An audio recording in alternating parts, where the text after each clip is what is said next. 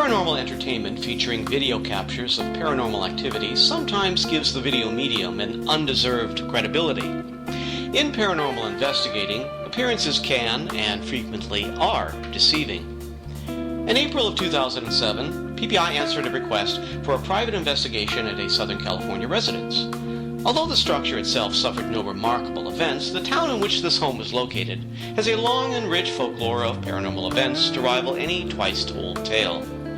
Influences like these often bias scared homeowners and truth-seekers alike to interpret phenomena as paranormal, which is why in cases like this, objectivity, scrutiny, and critical thinking are even more important because an uncomfortable or scary environment can create an internal environment fertile for imagined ghosts and other threatening anomalies. For this investigation, PPI deployed a 4-camera video surveillance system with infrared illuminators set up in key locations throughout the home.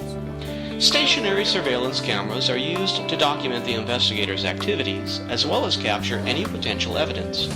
Video footage is also supplemented by other devices, recording audio and other environmental conditions.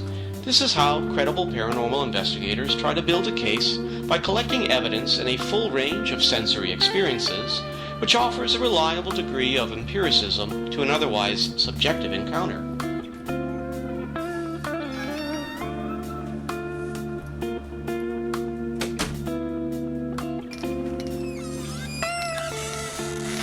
PPI investigators Glenn Pitcher and Brian Miller entered the residence shortly before midnight to conduct what is sometimes referred to as a vigil, an investigative session in which data is collected, observations are made, causes are explored, and, if warranted, questions are asked in hopes of making contact with the alleged paranormal entities.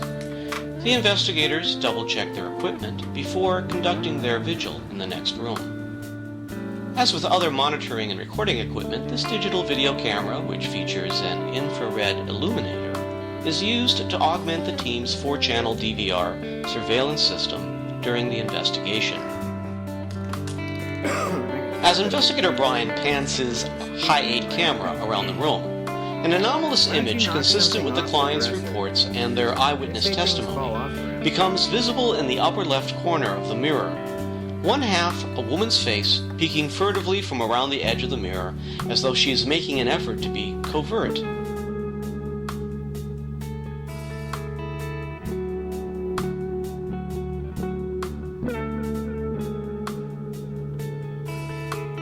Headlights from a passing car shine through the window over investigator Glenn's left shoulder, yet they do not affect the anomalous image in the mirror.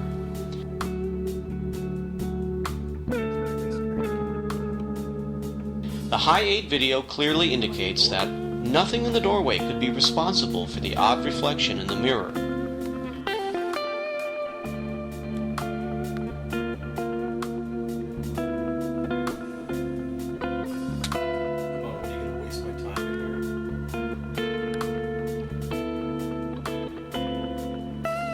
As the camera pans left one more time and rests on the mirror once again, we observe the visage of a woman peering from the edge of a doorway, this time seeming to be studying Glenn, who is seated at left unaware of any anomaly. Face in the mirror. Brian invites the unseen spirits to show themselves in the mirror, a disturbing coincidence that at first made the detection of this anomaly very persuasive.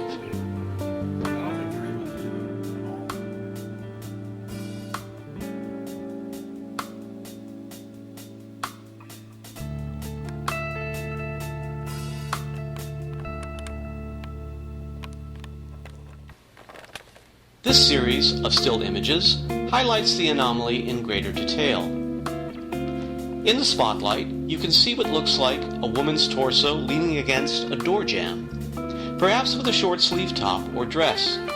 Her cheekbones are pronounced and her hair appears gathered on top of her head as she glowers directly at the camera.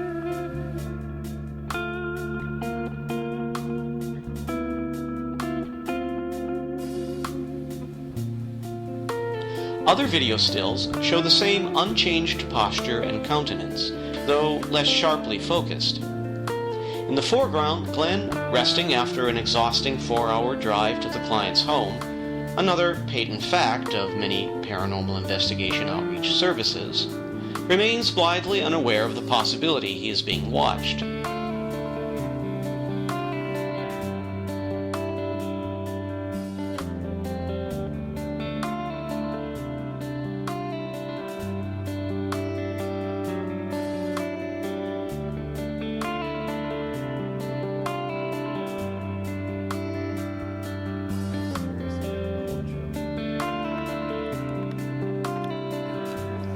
At this juncture, the mystery deepens as investigator Brian reports feeling cold chills, and Glenn scans the area for electromagnetic field anomalies. Yet, he finds no unusual readings. We want you to come and talk to us. Even though Glenn, implacable, appears actually to come face to face with the anomaly, he detects nothing on his instruments nor sees anything in front of him that should be in the location of the putative ghost in the mirror. And this, of course, is the first real clue that something is going on that has nothing to do with the paranormal and everything to do with perception.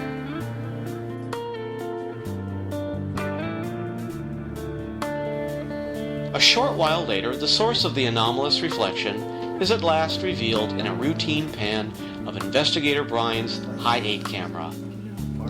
Let's break down the illusion. First, on a glossy, varnished table, a metal flower vase is revealed.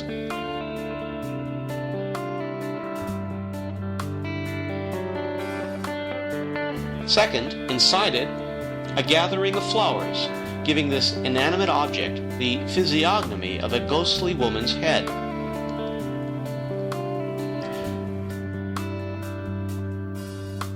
Third, the infrared illuminator from the video camcorder creates an infrared shadow invisible to the naked eye.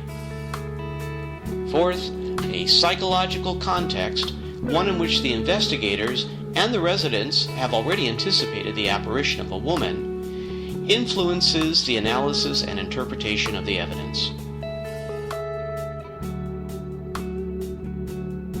Finally, the conclusion. Pareidolia, a psychological phenomenon associated with face recognition that causes people to misinterpret random patterns of light and shadow as human facial features. Paranormal investigators often refer to this as matrixing. Although this anomaly was explained, some of the evidence gathered that night continues to be unexplained. The presence of one explained phenomenon does not always help to explain the cause of other anomalous activity and evidence. In this possible EVP capture from the same investigation, the investigators provoke the unseen spirits with a frequently used threat. As the cursor sweeps over the far right of the waveform, a possible reply is captured.